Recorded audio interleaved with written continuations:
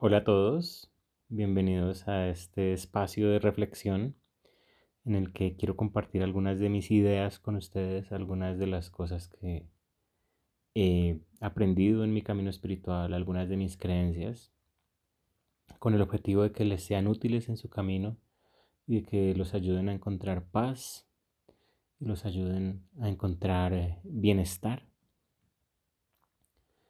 Por supuesto, la invitación en un espacio como estos es a que ustedes abran el corazón.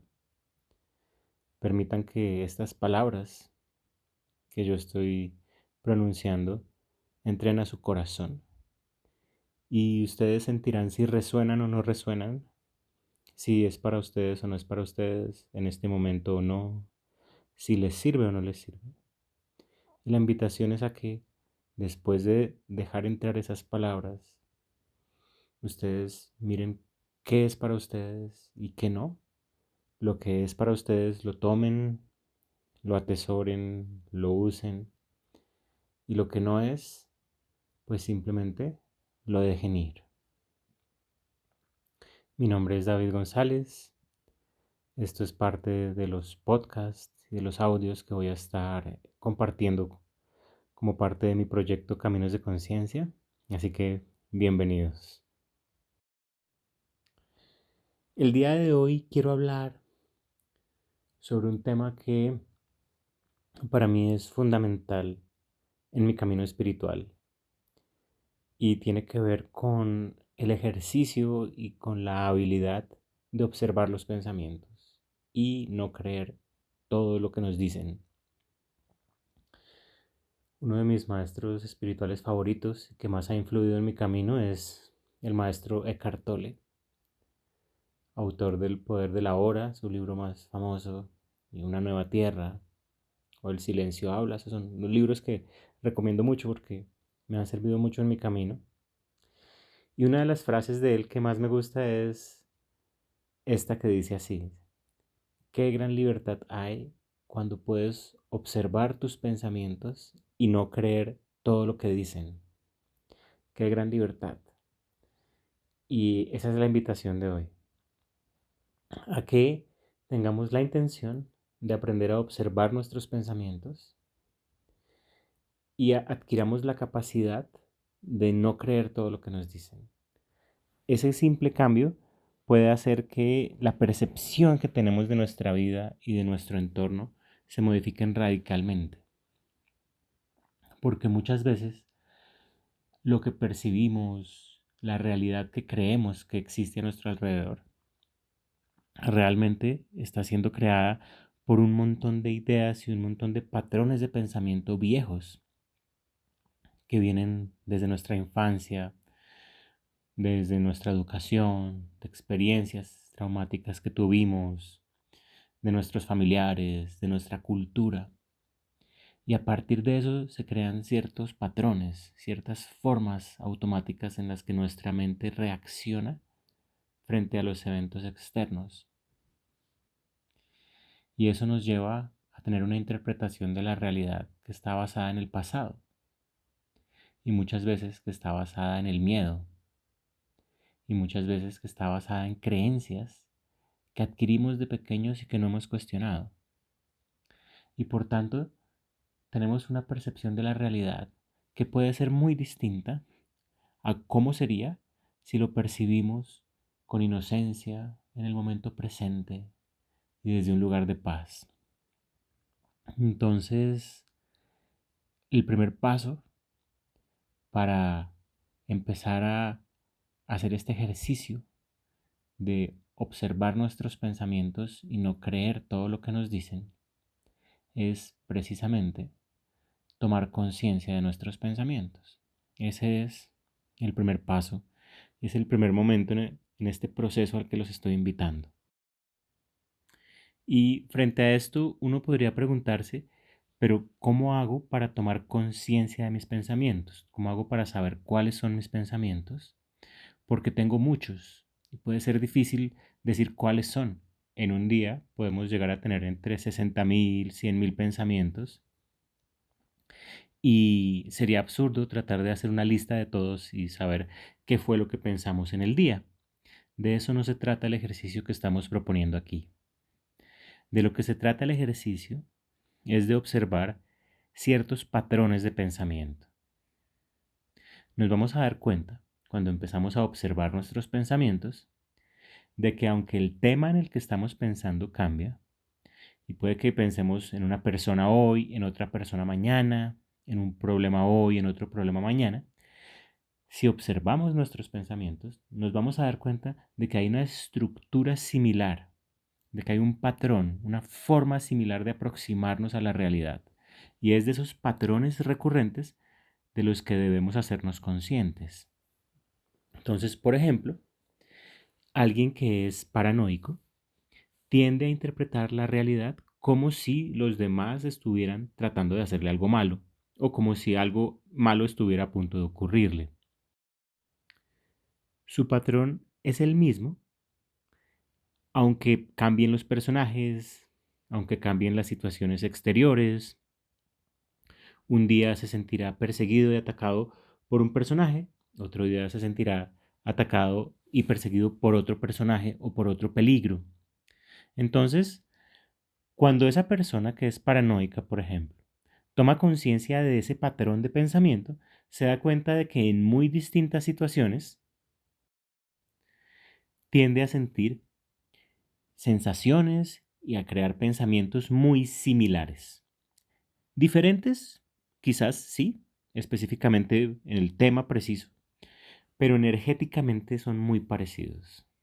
Entonces, en ese momento la persona sabe que su mente funciona de una forma específica, reconoce cómo funciona su mente, cuáles son los trucos de su mente.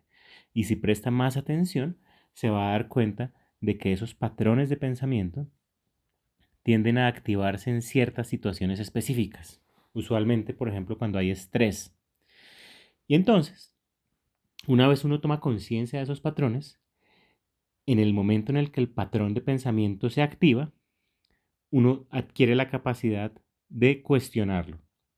Uno ya no cree completamente lo que ese pensamiento está diciendo, sino que uno sabe que es un patrón que se ha repetido en el tiempo y que es producto del estrés o se está activando por ciertos temas. A veces hay ciertos personajes, ciertos temas de la infancia o ciertas situaciones específicas en las que se activan esos pensamientos, ¿no? Entonces, si una persona, por ejemplo, se siente insegura en el ámbito laboral, cuando haya un reto en el trabajo puede que se activen ciertos patrones estresantes. Entonces, si es paranoico, puede que esa paranoia surja en ese momento de estrés en el área del trabajo. O hay alguien que es muy inseguro en el área de las relaciones o ha tenido experiencias traumáticas con las relaciones. Entonces puede que ciertos pensamientos de miedo o de desconfianza se activen en los momentos en los que está empezando una relación o en los que hay gente con la que está empezando a relacionarse de forma más cercana que antes. Y solo eso ya es un gran avance, porque solo con que podamos darnos cuenta de cuáles son nuestros patrones de pensamiento, nuestra capacidad para ponerlos en duda y para cuestionarlos aumenta inmediatamente. Entonces, el objetivo que estoy proponiendo aquí no es eliminar esos patrones de pensamiento, pelear con ellos o tratar de reemplazarlos por otros pensamientos a la fuerza, digamos, sino simplemente observar. Eckhart Tolle, en quienes estas enseñanzas están muy inspiradas, para quienes conocen a Eckhart Tolle, se podrán dar cuenta que lo que estoy diciendo está muy inspirado por sus enseñanzas y por su aproximación a la mente y a la conciencia de los pensamientos. Dice que la mejor forma de disolver esto es simplemente tomando conciencia, observando, estando presentes. El cambio se da naturalmente. Una vez yo soy muy consciente de un patrón de pensamiento y empiezo a observarlo con mucha intensidad, ese patrón de pensamiento va perdiendo fuerza. Simplemente porque a medida que mi presencia crece, el piloto automático se va desvaneciendo y yo voy empezando a ser quien decide. Sin embargo, esto no quiere decir que el objetivo de este ejercicio es eliminar por completo esos patrones de pensamiento. Puede que a veces, a medida que tomamos conciencia de ellos, esos patrones se disuelvan, pierdan fuerza o incluso desaparezcan por completo. Pero puede que no suceda así. Puede que haya patrones de pensamiento que están muy arraigados en nuestro interior y que continúen a lo largo de años e incluso puede que haya algunos patrones de pensamiento que sigan acompañándonos durante toda la vida. Entonces, el objetivo de esto no es arrancarlos ni borrarlos de nuestra mente. El objetivo simplemente es que nuestra conciencia se eleve por encima de ellos y que tengamos la capacidad de no creer lo que nos dicen. Frente a esto, hay una película que me parece muy bonita, que es la película que se llama Una mente brillante. No sé si ustedes la han visto, es la película sobre la vida de este matemático brillante que se llamaba John Nash. Fue una persona que hizo grandes avances en la teoría de juegos y otros campos de la economía y de las matemáticas. Para quienes no se han visto la película, de pronto alguno que quiera verla porque es muy buena, puede parar aquí este audio y mirar la película y después continúa porque obviamente va a haber spoilers. Voy a contarles un poco cómo acaba la película. Em, y me gusta mucho esa película para hablar de este tema porque este personaje, que es una mente muy brillante, que es un genio prácticamente, tiene un problema muy grave y es que él es esquizofrénico. En la película, él alucina ciertos personajes a su alrededor que constantemente le están diciendo cosas. Y él, por una gran parte de la película, cree que esos personajes son reales. Y él cree que está inmerso en una realidad eh, en la cual él es perseguido, en la cual él es contratado para hacer ciertos trabajos, en la cual tiene ciertos amigos y personas que constantemente lo contactan. Y llega un punto en el que él es confrontado, cuando tiene algunas de esas crisis de su esquizofrenia, llega un punto en el que él es confrontado y algunos doctores le dicen, eso que usted está pensando, esos personajes que usted está viendo, eso no es real. Y es un momento muy difícil para él porque esos personajes parecen ser muy reales. Entonces él duda por un gran periodo de tiempo, él duda si es real o no es real, no sabe, como que empieza a poner en duda la realidad de esos personajes, pero cuando aparecen por momentos les sigue creyendo. Y son personajes que lo hacen sufrir bastante, ¿no? Él por momentos cree que lo están persiguiendo, ve enemigos en todas partes. Y al final de la película, cuando ese personaje se transforma y, digamos, le hace frente a este problema y de alguna forma lo abraza el problema, le reconoce que tiene un problema, que es un punto esencial en el proceso de curación, es que él reconoce que está enfermo y él dice, ok, acepto que estoy alucinando, acepto que estoy viendo cosas que no existen. Ese es un punto de quiebre.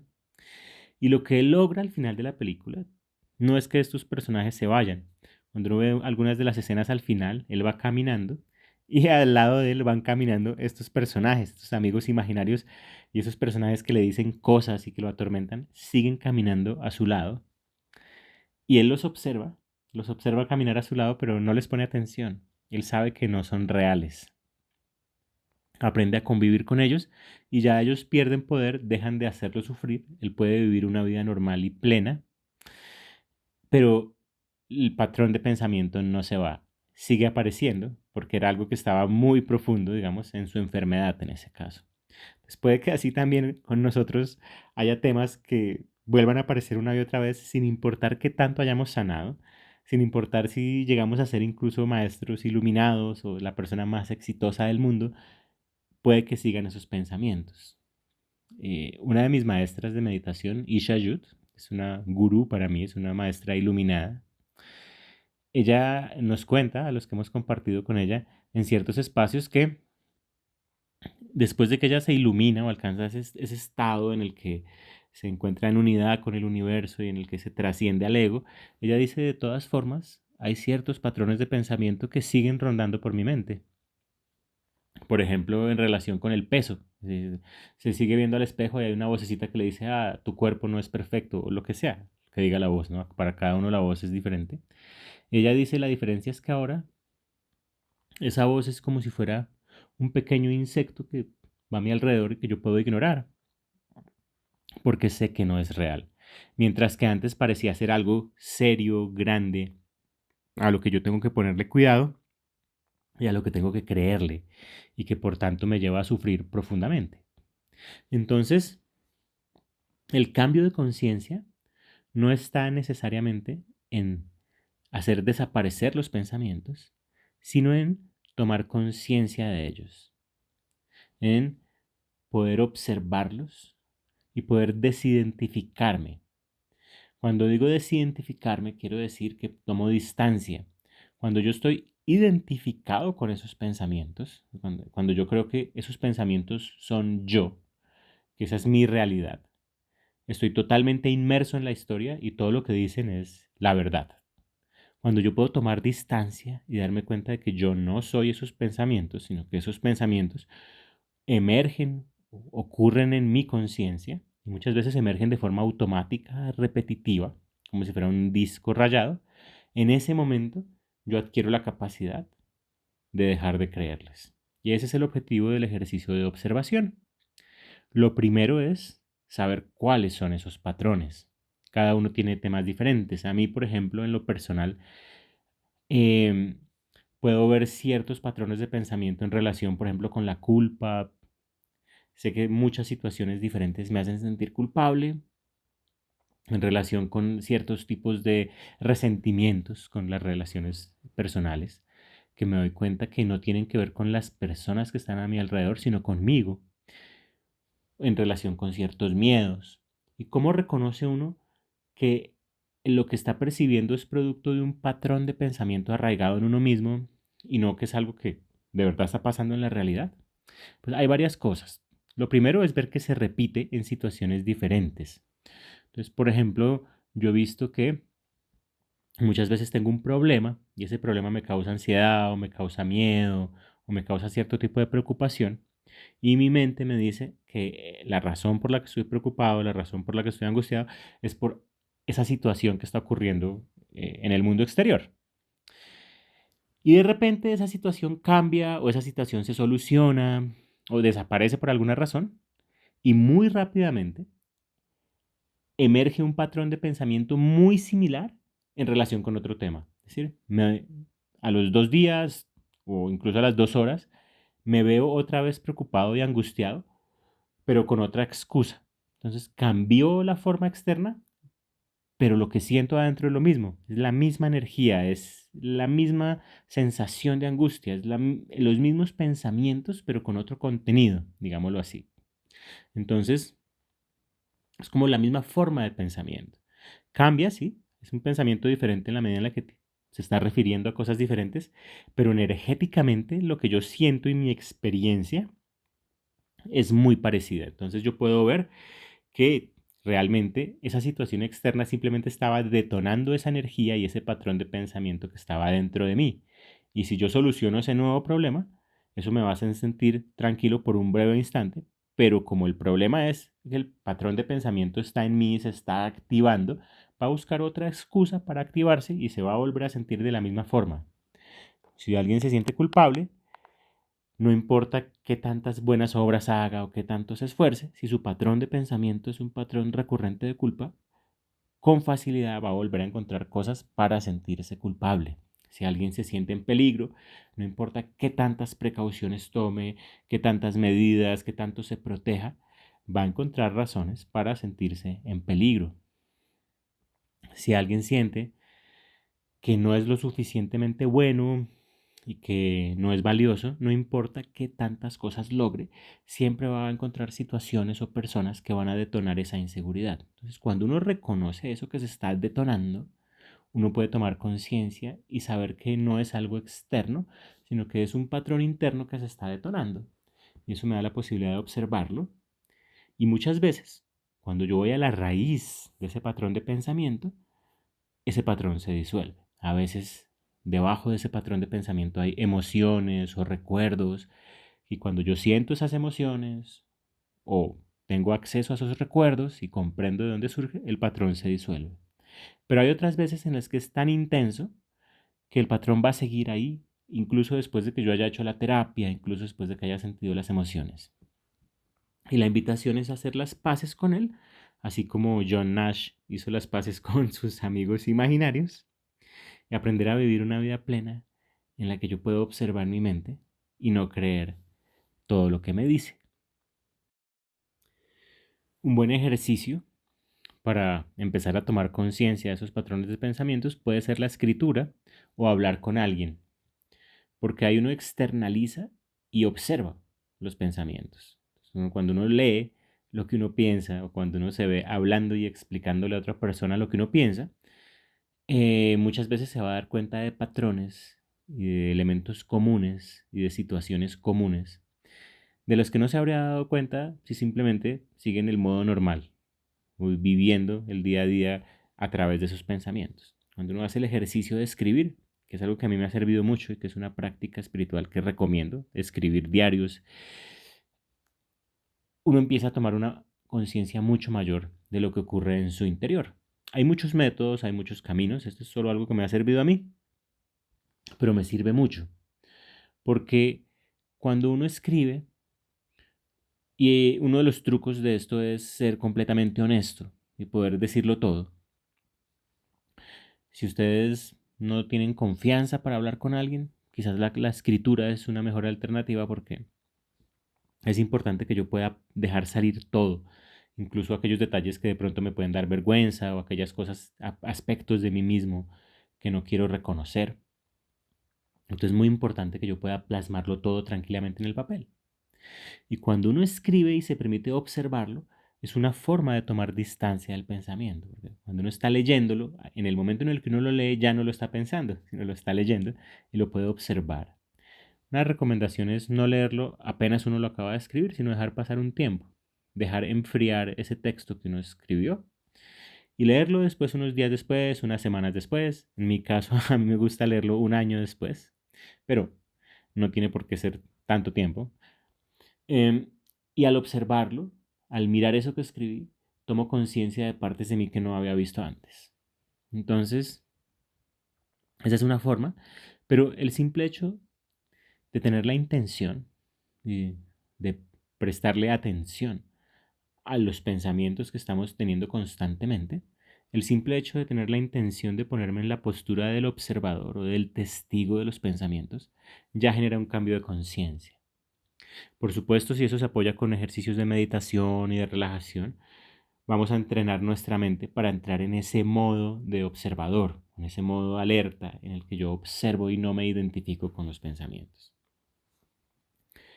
Para terminar este episodio, este audio, quiero mencionar algo que me llamó la atención cuando estaba hablando de este tema y me refería a este personaje en la película que tiene un problema psiquiátrico y pareciera que es una cosa de locos lo que le está pasando a él, oír voces, o imaginarse personajes a su alrededor que le dicen cosas que lo hacen sufrir, pero si miramos con atención, vamos a darnos cuenta que no hay mucha diferencia entre los locos y aquellas personas que llamamos normales, o sea, nosotros de pronto. Y sobre eso quiero contarles una pequeña anécdota. Yo estudié una maestría en periodismo aquí en Colombia hace ya unos 8 años. Y como parte de esa maestría, había una clase que era una clase de crónica, que la crónica es como un relato en la que uno va a un lugar, tiene una experiencia, hace como un ejercicio de inmersión y uno narra, uno cuenta lo que vivió en esa experiencia.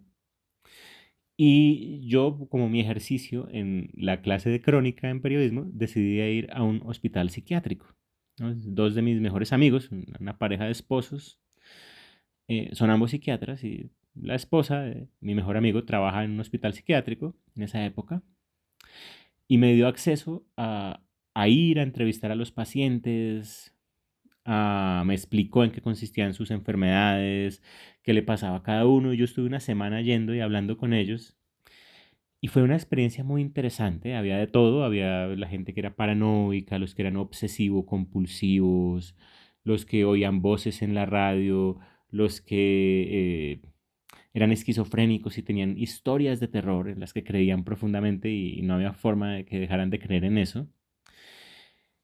Y al investigar un poco y leer un poco sobre en qué consistían las enfermedades, me di cuenta de que a mí me pasaba cosas muy parecidas que a esos locos.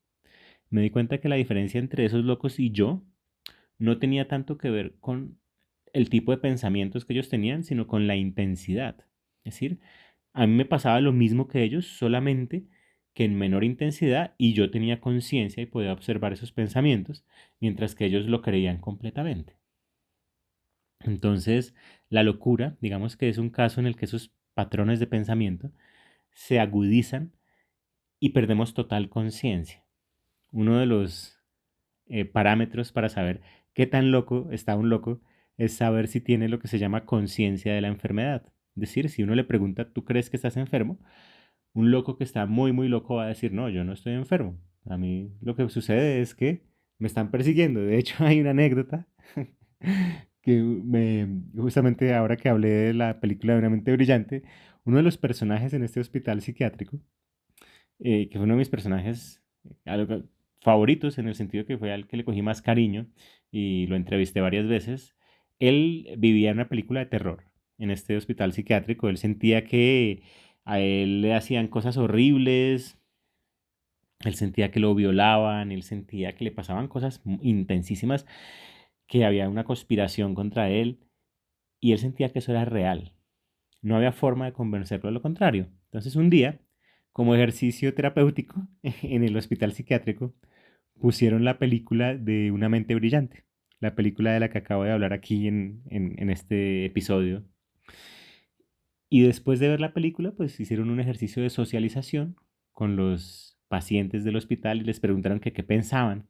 Y este personaje, cuando le preguntaron que si se sentía identificado con el personaje de la película, dijo que sí.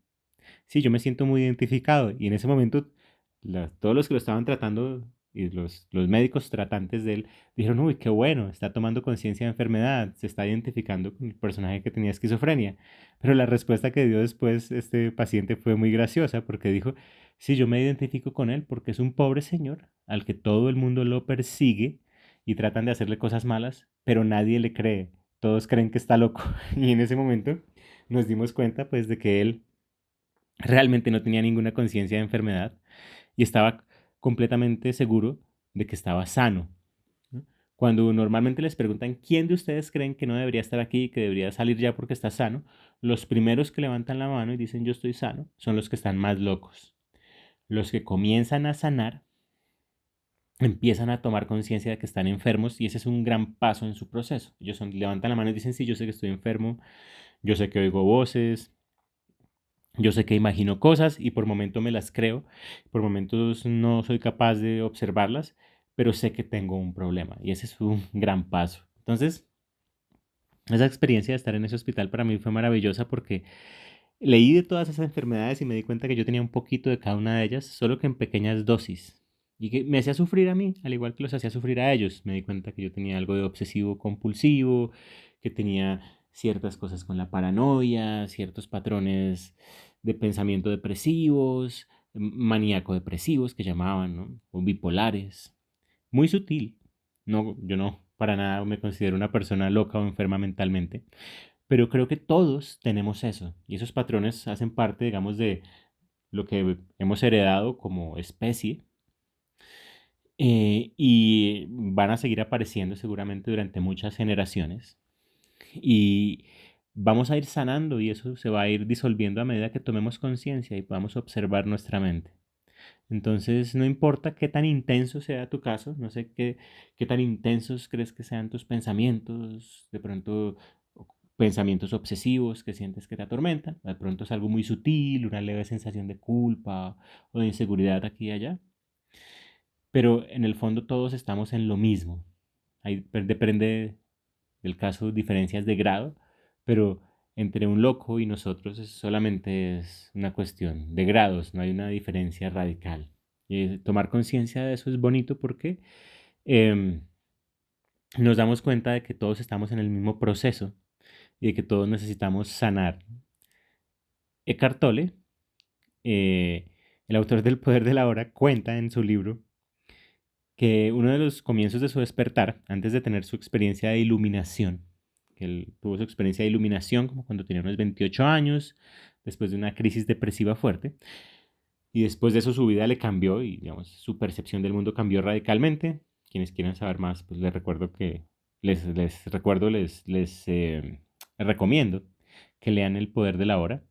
Pero antes de tener esa experiencia de iluminación, antes de tener ese despertar, él cuenta que él era profesor universitario y un día, caminando hacia la universidad donde él trabajaba, se vio caminando detrás de una señora que estaba hablando sola. Y hablaba y peleaba consigo misma. Y él dijo, oh, esta señora está loca, tiene un problema psiquiátrico. Y iba como asombrado. Y fue siguiéndola y de repente se asombró de ver que la señora empezó a entrar en la misma universidad que él. Y después estuvo más asombrado al darse cuenta de que era una profesora reconocida de la universidad. Y dijo, wow.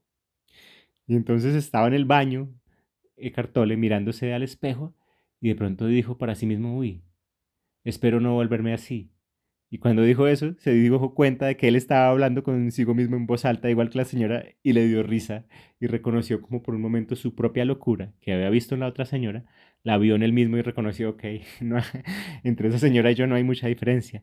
Todos estamos todo el tiempo con una voz en la cabeza.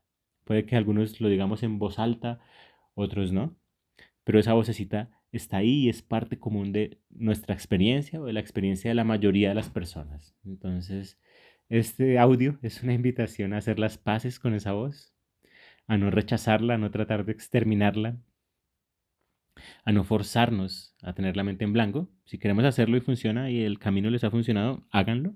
Pero la invitación que aquí propongo es simplemente observar esa voz y saber que no es cierto.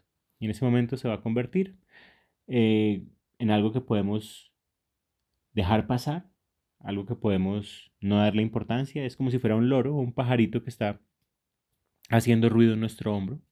Puede ser incómodo por momentos, pero ya no nos lleva a ver la realidad de manera distorsionada. Entonces, espero que puedan aplicar algunos de los conceptos que he compartido con ustedes en este audio. Em, Les recuerdo el autor del que hablé es Eckhart Tolle, su libro principal es El poder de la hora. Y con esto los dejo hasta el próximo episodio. Déjenme saber a través de mis redes sociales si les interesa que hable de algún tema en particular. Voy a estar probando nuevos formatos y probando nuevos temas. Si hay algo de este audio que quieren compartir conmigo, que quieren comentar, bienvenido a los comentarios. Así que muchas bendiciones. Mi nombre es David González. Esto es Caminos de Conciencia, mi proyecto. Espero que esto les haya servido y hasta la próxima.